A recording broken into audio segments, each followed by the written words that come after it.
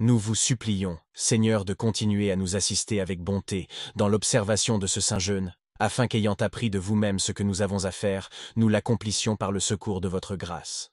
Par notre Seigneur Jésus-Christ. Lecture du livre des Rois. En ces jours-là, parole du Seigneur fut aussi adressée à Élie de Thesbé. Allez à Sarepta des Sidoniens, et demeurez-y, car j'ai commandé à une femme veuve de vous y nourrir. Élie se leva et s'en alla à Sarepta. Lorsqu'il fut venu à la porte de la ville, il aperçut une femme veuve qui ramassait du bois.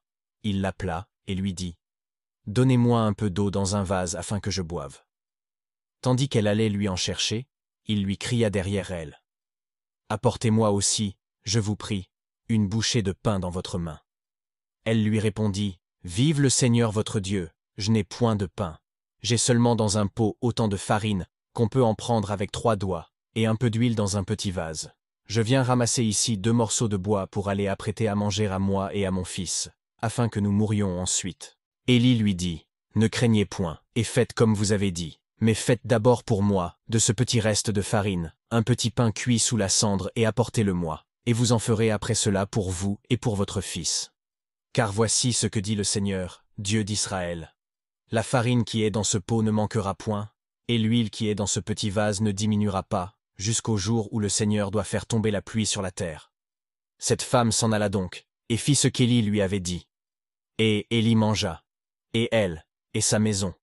Et depuis ce jour, la farine du pot ne manqua point, et l'huile du petit vase ne diminua pas, selon que le Seigneur l'avait prédit par Élie. Suite du Saint-Évangile, selon saint Matthieu.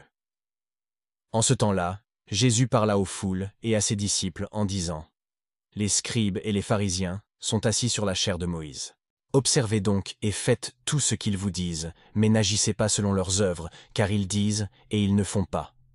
Ils lient des fardeaux pesants et insupportables, et ils les mettent sur les épaules des hommes. Mais ils ne veulent pas les remuer du doigt. Ils font toutes leurs actions pour être vus des hommes. C'est pourquoi ils portent de larges phylactères et de longues franges. Ils aiment les premières places dans les festins, et les premières chaires dans les synagogues, et à être salués dans les places publiques, et à être appelés rabbis par les hommes. Mais vous, ne vous faites point appeler rabbis, car vous n'avez qu'un seul maître, et vous êtes tous frères.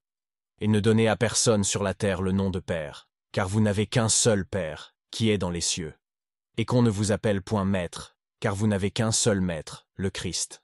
Celui qui est le plus grand parmi vous sera votre serviteur.